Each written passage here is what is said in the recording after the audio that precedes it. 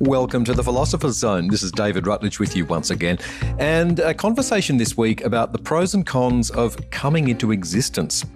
When you look at the amount of pain that's in the world, not just in places where people are suffering the very dramatic effects of war and disease and climate-related disaster, but even in our very ordinary lives where all of us will sooner or later experience hardship and loss and ultimately our own deaths, when you stack all of this up, how does it make you feel about existence as a moral phenomenon? Do you decide that life's still pretty good and that the positives outweigh the negatives? Or do you wonder if maybe it might be better, certainly morally preferable, if you, and for that matter everyone, had never been born at all? Well, my guest this week is of the latter persuasion. His name is David Benatar. He's a professor of philosophy at the University of Cape Town in South Africa, and he's one of the world's leading proponents of anti-natalist philosophy, which in a nutshell holds that to bring a sentient being into a world such as our own is to do that sentient being a grave moral injury. In 2006, David Benatar published a book titled Better Never to Have Been: The Harm of Coming into Existence. And when you read it, it's not hard to see why it's been such a popular book in spite of its rather confronting subject matter. As we're about to hear, antinatalism of the kind that David Benatar espouses has a fascinating and compelling moral logic behind it. And rather than just being a species of bleak misanthropy, it's animated by a certain spirit of compassion. Well, all of that said, I should mention that this conversation covers topics such as suicide that some listeners might find confronting. David Benatar joins me now. David, welcome to the program. Thank you. Nice to be with you. I want to begin with the biological drive to procreate, which gives rise to what you describe as the predicament of existence.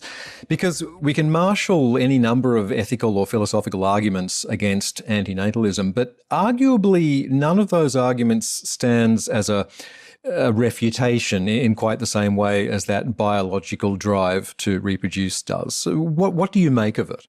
Well, I wouldn't treat the biological drive as a refutation. It might be a defeater in some other kind of psychological way. So it may be that no matter what the arguments are for antinatalism, the biological drive will override them. But I don't take that to be a refutation. I also don't take the fact that there are biological drives to be an indication that we should be procreating any more than any other number of biological drives that there might be. So aggression might be one of the drives that we have. That doesn't mean to say that you allow it to proceed unchecked. There is a familiar moral narrative, isn't there, though, that attends the whole business of procreation and the raising of families. And it has to do with procreation as a kind of altruistic act. The parents give the gift of life to their child. They make all sorts of sacrifices in order to give that child an upbringing. And ideally, the happy child grows up to be a well-adjusted adult who in turn contributes to the greater good. Is that a narrative that you completely reject? Is there some truth to it, do you think? There's some, but not a part that undermines antinatalism. So I do think it's deeply confused to suggest that in procreating, one's giving a gift to the being that's brought into existence. I think that's just a complete confusion and a morally odious one. But once a child exists, then I think that you can do a better or a worse job raising it. And I do think that many parents do make sacrifices in order to raise their children. And I think that's exactly what they should do. That's the least they can do, given that they've brought them into existence. I'm a little skeptical of that optimistic picture that most people turn out to be well-adjusted and net good contributors to the world. I think that the human species does a great deal of damage. It's very hard to avoid doing all of that damage. Some people may do more good than bad, but I suspect that's going to be a small minority of humanity. Okay, so how would you describe then the antinatalist position? Can you give me a thumbnail sketch of the main arguments?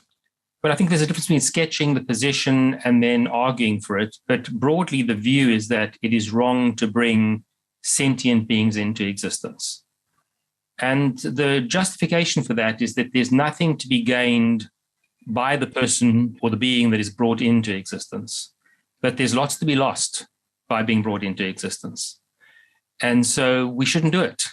One image that I've given in one context is to imagine a scenario in which you have this magic wand.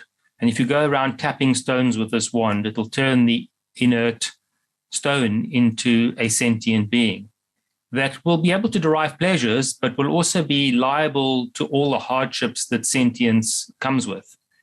And I think we'd be hard-pressed to say that you're justified in going around tapping stones and turning them into sentient beings. I think this is not a bad analogy for procreation. We're bringing into existence beings that really don't need to be brought into existence, and they'll pay a very heavy price if we do.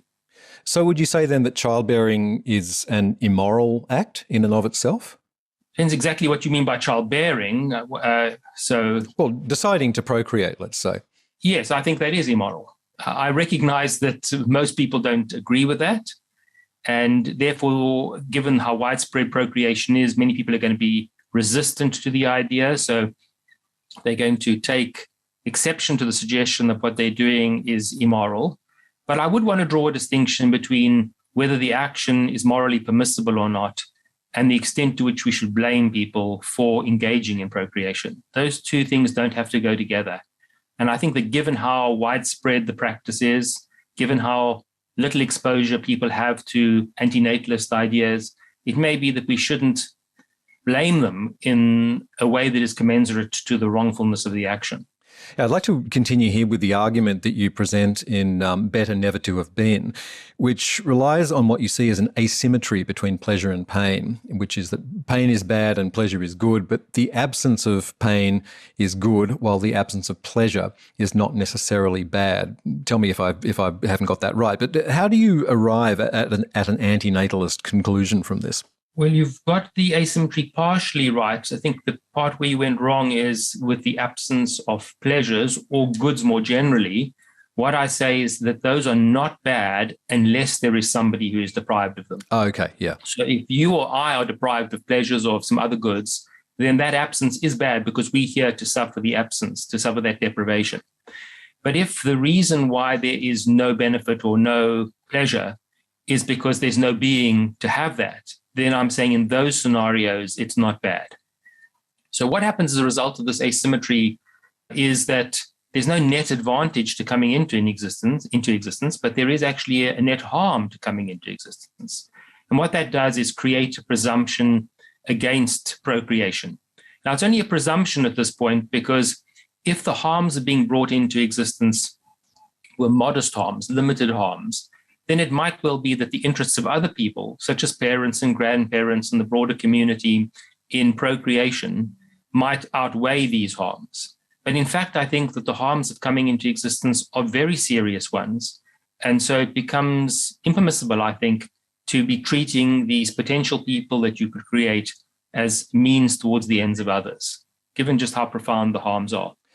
Isn't there an asymmetry in the way that you set this out, though, in that you present pain as something that has its own sort of ontological integrity, if you like, whereas pleasure seems somehow relative to people's experience of it. So if you say that an absence of pleasure is neither good nor bad, as long as there's nobody in existence to be denied that pleasure, why can't we say the same thing about pain, that an absence of pain is also neither good nor bad, as long as there is nobody in existence to be relieved of that pain? Well, I think the important thing to point out is that I'm making an axiological claim and not a logical one. So yes, logically, you could just say there's symmetry, but that is going to be completely at odds with very fundamental and important moral judgments that we make. So think, for example, of a scenario in which you know that if you bring a being into existence, it's going to suffer unspeakably. Let's just take a scenario here where it's an unusual amount by human standards of pain and suffering. Well, a lot of people think that you've now got a reason to avoid bringing that being into existence. I think that what explains that is the axiological asymmetry that I was referring to. Think about the flip side, though. Let's imagine that you could produce a child that, by human standards, would lead a good life, a relatively good life. Well, we don't normally think that that's now providing you with a moral reason to have the child. Maybe people will think there's a permission to have the child. Nobody thinks that there's a moral reason to have the child there. And in fact, you go so far as to say we don't think that there's a duty. So would be a duty to avoid bringing the suffering being into existence, but no duty to bring the so-called happy being into existence. Now, this is just one of the judgments that we make that is explained by the axiological asymmetry. Obviously, I'm oversimplifying here, and I'm not sure we have time in the constraints of a short interview to explore the full details. But the point is that there are a whole range of moral judgments that we make, which seem pretty foundational, which are very neatly explained in a unifying way by the axiological asymmetry that I've defended. But when you bring up the example there of choosing or not choosing to have a child that you know is going to be born into extreme suffering, but what you're describing there is a life that will be marked by what I would consider to be extraordinary pain. The antinatalist view doesn't seem to distinguish between the extraordinary pain suffered by an unfortunate few and the ordinary pain suffered by just anyone who's alive. And again, I don't see why ordinary pain is more egregious in its painfulness than ordinary pleasure is in its delightfulness. First of all, I would dispute the claim that antinatalists can't distinguish between lives of extraordinary suffering and lives of ordinary suffering. I think what the antinatalist would say is that if you're going to procreate and bring into existence a child that will have a life of extraordinary suffering, that is even worse than producing a child under ordinary circumstances. So there can be gradations of the wrongfulness of procreation, and there can also be gradations of blame attached to that. So I would dispute that point. But the second point I want to make is that I'm harnessing a judgment that ordinary people make. And I'm saying that the best explanation for that is the underlying axiological asymmetry. And that when you then spell out the logical implications of that axiological asymmetry, you reach the antinatalist conclusion. So that's the methodology of the argument.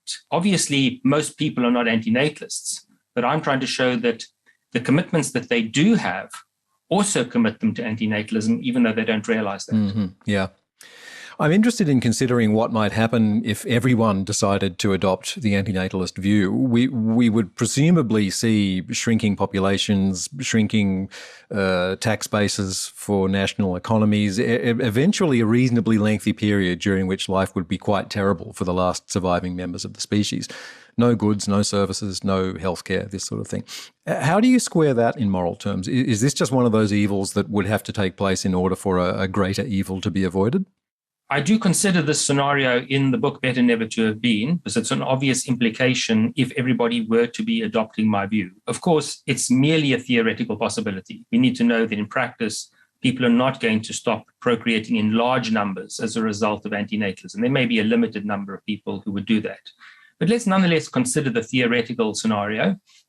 And I do have to face up to, and I acknowledge that there would be a large amount of suffering associated with that final generation. But the question is what the alternative is.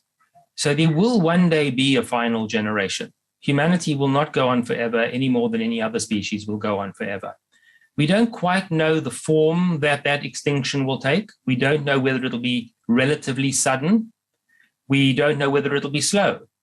If it is relatively slow, then it's going to be no different from the scenario that you've described for the final generation, except that it would come much later than if everybody voluntarily abstained from procreation now. So there'd be all the intervening generations of suffering. And then it's pretty clear that it would be much better to end it earlier rather than to end it later if there will be a final generation that suffers in that prolonged way. The other possibility, of course, is that it all ends rather quickly, but then you're going to have a large number of people dying prematurely and probably not entirely painlessly. There'll probably be a lot of suffering involved just in that. And again, you have to consider the intervening generations that there would be between now and then. And my question is, are we justified in engaging in a procreational Ponzi scheme, whereby we keep pushing out this fate for humanity to a future generation, and then there's some future generation that pays the price instead of us? It's not clear to me that we're justified in doing that. If I understand you correctly, you hold not only the view that the world is full of suffering, which I think many of us can appreciate and agree with, but that even happy people or people who consider themselves happy are actually worse off than they might think. Tell me about that. What is it about the life of a notionally happy person that justifies an antinatalist perspective? Well, remember, a happy person already exists. And so we're not speaking about decisions about whether their lives should continue. My view is those decisions lie in the hands of those people. It's not to say we can't evaluate those decisions in some way, but they should have authority, if they're competent adults, to decide about whether their lives continue or not. When we're speaking about procreation, we're speaking about creating beings that are not there yet. So what we have to be mindful of is the possibility of some wishful thinking on the part of already existing people, and then using that in order to justify the creation of new people. And we do have quite good evidence, psychological evidence, that the average person, not every last person, but the average person is liable to some psychological traits that cause them to overestimate the quality of their life. Perhaps the chief one of these is what's known sometimes as the Pollyanna principle or an optimism bias, that people tend to see the good more than the bad. And this is one of the reasons why I think that people's self-assessments of the quality of their lives are unreliable. That's a different question, as I've said before, from what we do with that fact. So if you've got an unreliable assessment and you think that your life is going better than it actually is, I don't think that we should intervene and end your life against your wishes and over your protestations. But that's a different question from bringing new beings into existence. There, the bar is at a different level. Yeah, I take your point that the antinatalist argument or set of arguments pertain primarily to this decision of whether or not to bring beings into existence. But there are still what seem to me to be inevitable conclusions that one needs to draw if one is going to be an antinatalist that suggest that life is terrible. I guess what I'm asking is, does it follow, or why doesn't it necessarily follow from the antinatalist position that we should be unhappy? Look, happiness is a relative matter. So I'm not opposed to existing people trying to make their lives and the lives of other people and other beings as good as they can be. Obviously, once you're here and once other beings are here, there are going to be moral imperatives to make those lives better rather than to make them worse or to leave them the way they are. So I'm not opposed to attempts to improve the quality of life for those people who already exist. What my worry is that if that involves a degree of optimism that spills over into creating new people, then you've moved from the terrain of alleviating to some extent the condition of existing people into perpetuating the human predicament by creating more people. And that's when you begin to do more harm than good. And so I think there are sort of degrees of happiness and different methods of approaching happiness such that we could be in favor of it in some ways, but not be in favor of the kind of exuberant optimism that leads people to think that if they create new people, that their lives on balance are going to be better than worse. So once we're here, you're saying we make the best of it. And so suicide, for example, is not a desirable solution to the problem of existence. I don't think so, because I think there's a human predicament. And the predicament is that life is bad, but death is often, but not always, worse. So death is one of the things that's bad about being brought into existence. If you'd never been brought into existence, then you would never die.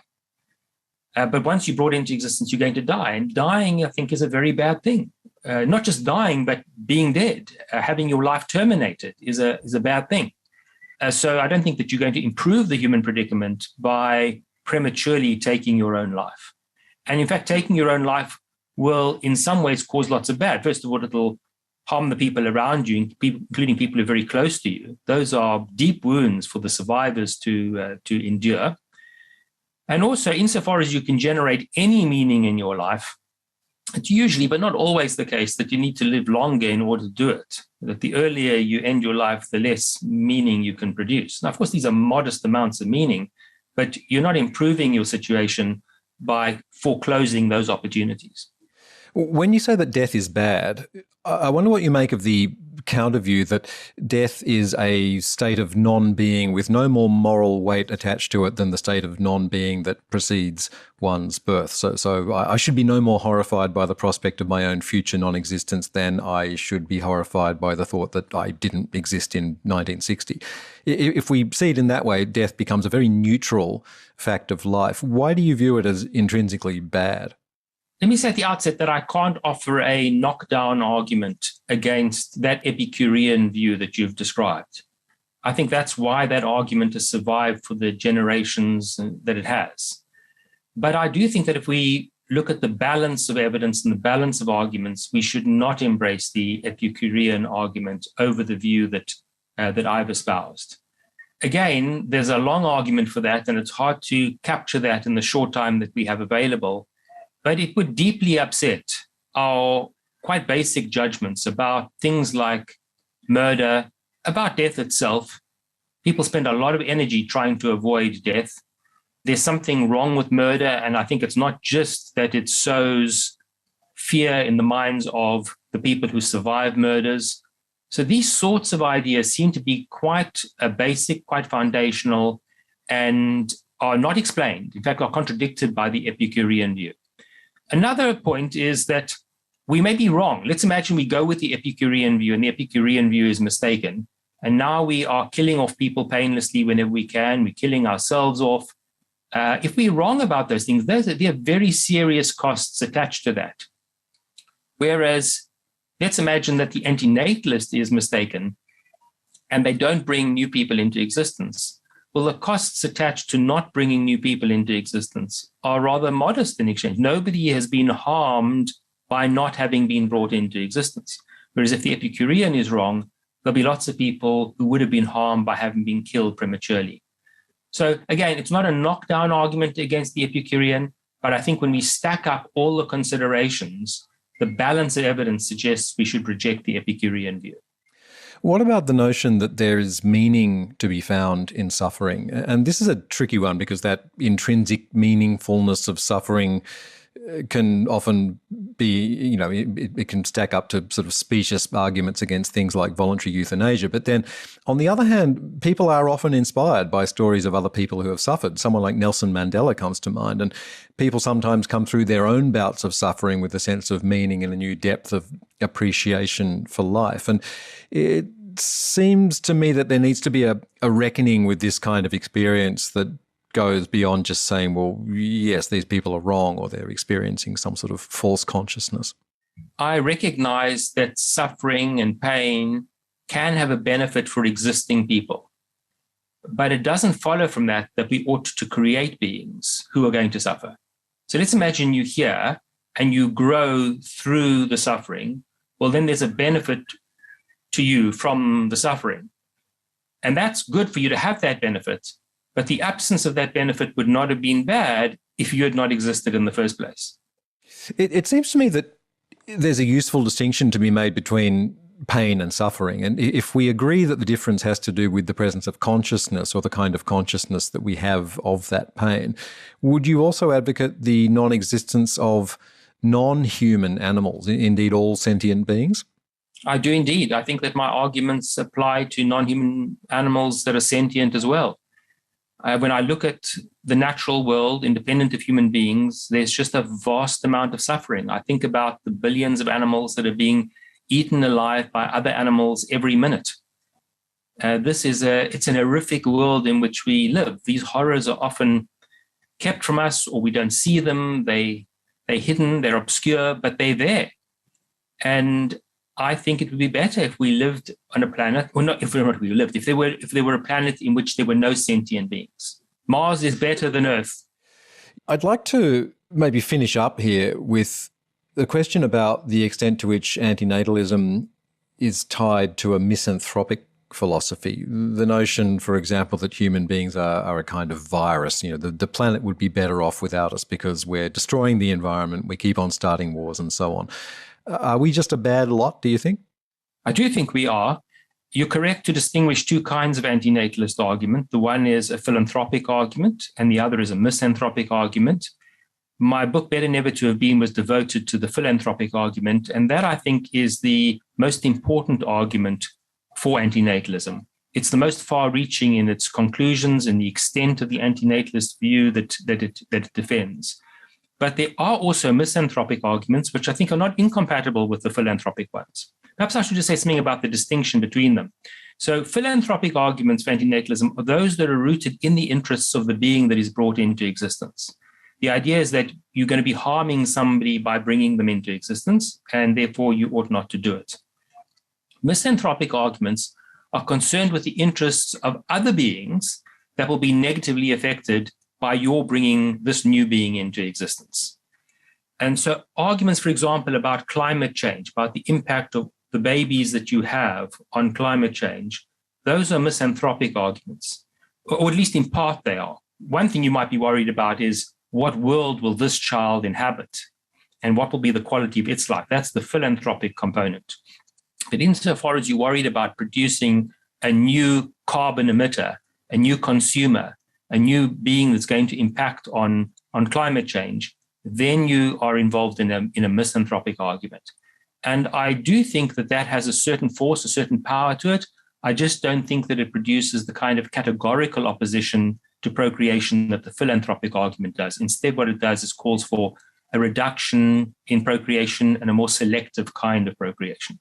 Right. So you're what you might call a compassionate antinatalist. You're concerned with the amount of suffering that exists in the world, and you would like to relieve that suffering. And this is the way, the best way, the only way in which you can see to relieve it.